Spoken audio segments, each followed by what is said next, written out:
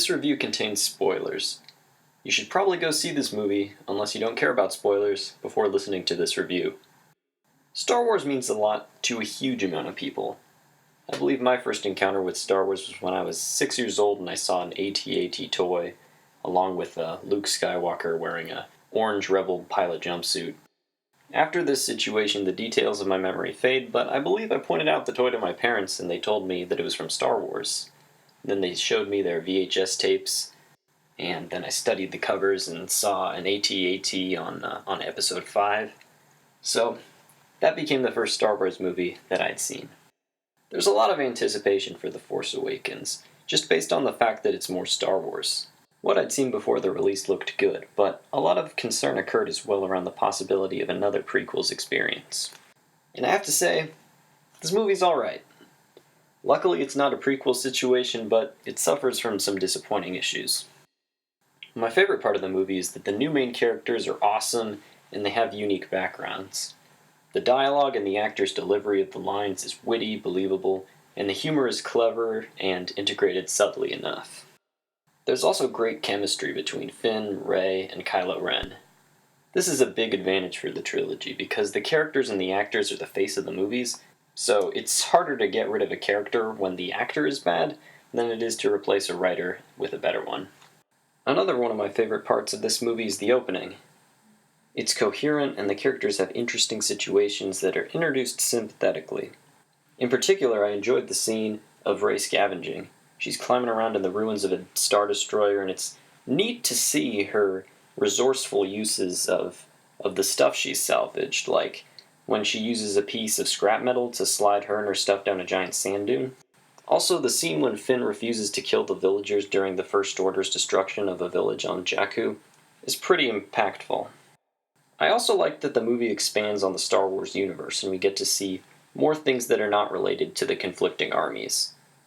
Like, it was cool to see Maz Kanata's castle with all those cool-looking aliens. Speaking of Maz Kanata, I really like the novelty of seeing a non-destructive Force user. She uses it in more of a spiritual sense.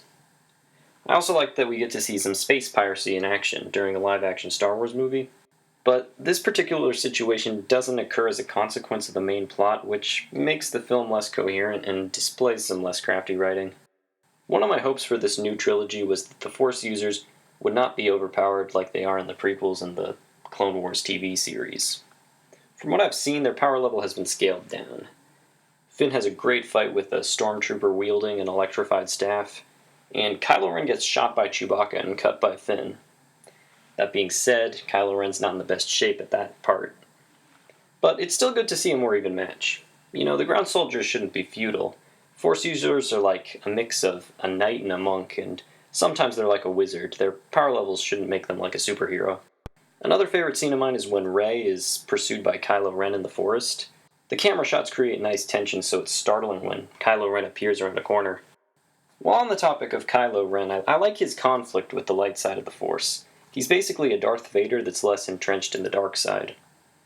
Part of what I like is that he wants to delve deeper into the power of the dark side, but for some reason his light side training prevents him from harnessing as much of the dark side as he would like to.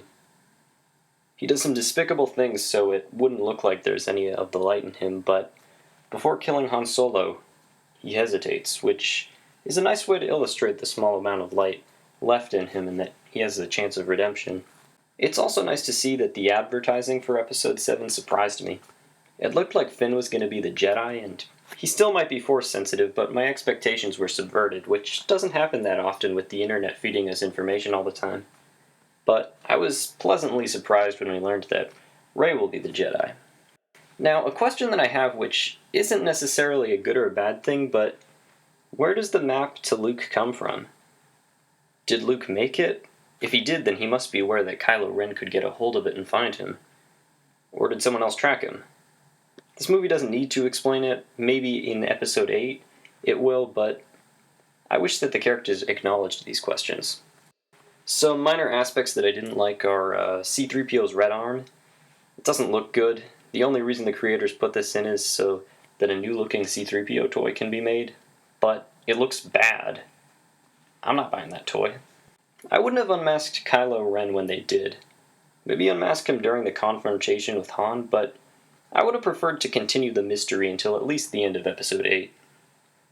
Adam Driver is great at emoting with the mask on, so I didn't think it was necessary for him to remove the mask. But Kylo Ren still looks and acts threatening even without it on. We also shouldn't have seen as much of Supreme Leader Snoke as we did. His shadow-covered face with the glowing orange eyes looks menacing, but in the light he looks goofy and lame. He looks like a scarred and elderly Elmer Fudd. This movie references the original trilogy a lot, with shots that align with iconic scenes from the original.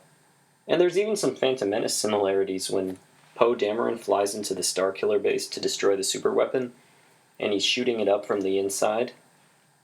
I don't know if that was intentional or not, but it reminded me of that movie nonetheless. What bothers me about having too many references to the originals is that it can pull on the nostalgia strings in the audience and trick them into thinking that it's an entertaining movie. A movie should be good on its own merits, not because it reminds them of another movie they like a lot. However, I do wish they used a little more of the original trilogy's music, but I still like the music for Episode 7. Another minor dislike is the fact that the planet-destroying cannon on the Starkiller base is pretty much a third Death Star that has been used by the Empire. Or the First Order. The First Order is pretty much the Empire with a new name. A Star Wars movie doesn't need a Death Star to be good. Just have characters we care about in an intense and high-stakes situation with something they want at risk. This movie's Death Star isn't a big part of the movie. It pretty much just provides the ultimate threat, which isn't very threatening. Because there's minimal activity going on inside the base, which I'll get into that later. And it's not as built up as the Death Star was in Episode 4. In 4, we see the operators readying the cannon, and Yavin, the target of the Death Star, slowly exposing itself from behind an obstacle. Similar touches to what created tension in Episode 4 would have had a good effect here as well. My last minor problem with the movie that I would like to address is how the camera's quick cuts affects the film's comedy. The humor from the characters in Star Wars comes from mainly the clever dialogue. When the camera abruptly cuts between the characters, it more obviously points out to the audience that a line is supposed to be funny, instead of allowing the wit from the lines and the inflection to amuse them. A major problem I have with Episode 7 is that the climax is not intense enough. It's shorter than the other films and lacks tension.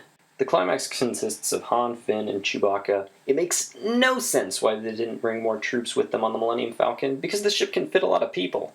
But those three infiltrate the Starkiller base and inexplicably don't alert the First Order of their presence. But then the Starkiller base has, no stormtroopers on it, guarding the inside or outside. The characters run into no stormtroopers while moving through the base, and the characters don't sneak around or act like they could be caught. Then they still don't run into stormtroopers after they disable the shields. Even Captain Phasma, who looks awesome and sounds awesome, says something about how disabling the shields will alert the First Order to their presence, but no alarm is raised, and there isn't an immediate investigation, which makes no sense when the shields are shut down without authorization. While I'm on the topic of alarms not being raised, why didn't Kylo Ren raise the alarm and conduct a search for Rey when he discovered that she escaped? Why did the First Order only leave one stormtrooper guarding Rey in the first place? At this point, she's known to be strong with the Force. Anyway, Rey coincidentally runs into the others. I wish the writers had a more clever way of how Han, Finn, and Chewbacca located Rey. Like maybe Finn brings them to a surveillance room, then they find her on the security cameras, and maybe they need to rush to her or something. But before I start deviating into the fights with Kylo Ren, I want to point out that the lack of focus on tactics of the battles decreased the tension. In the originals, there was an ongoing dialogue during the battles between the commanders and the soldiers. The pilots and the soldiers would converse about the battle plans, and they would follow the strategy even if it ended up taking their life. The stress communicated between the soldiers and the commanders about their success and failure increased the intensity. But the next part that gets a little weird is when Kylo Ren escapes the explosion that Han and Chewbacca set up and makes it further into the forest than Finn and Rey, who had an easier exit. I guess you could say that Kylo Ren used the Force to do this, but there's no indication earlier in the movie that the Force can teleport you or quickly move you around. But anyway, at the beginning of the battle between Kylo Ren, Finn, and Rey, Kylo Ren force pushes Rey into a tree and knocks her out. Why didn't he just use that force push over and over again until he won the battle? It's too unclear how the Force powers work.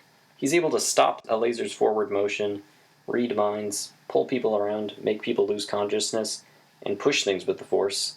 There's multiple situations where one of those functions could have been useful. So what's limiting him? Hopefully the limitations of the Force have been thought out by the writers and it doesn't just have random effects so the writers can use the Force as an excuse to make random contrivances.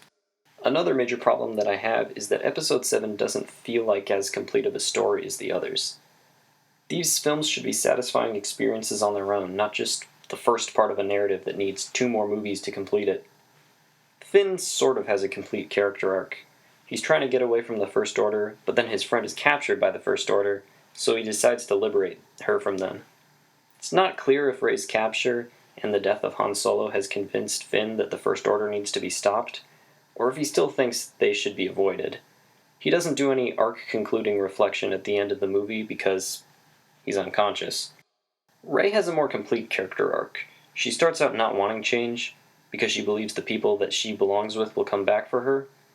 I'm curious why she's convinced that they're coming back for her. Did whoever abandoned her say that they would come back?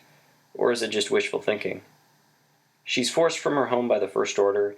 Then by the end she realizes that she's desired by the Resistance and that there's great evil that she can do something about.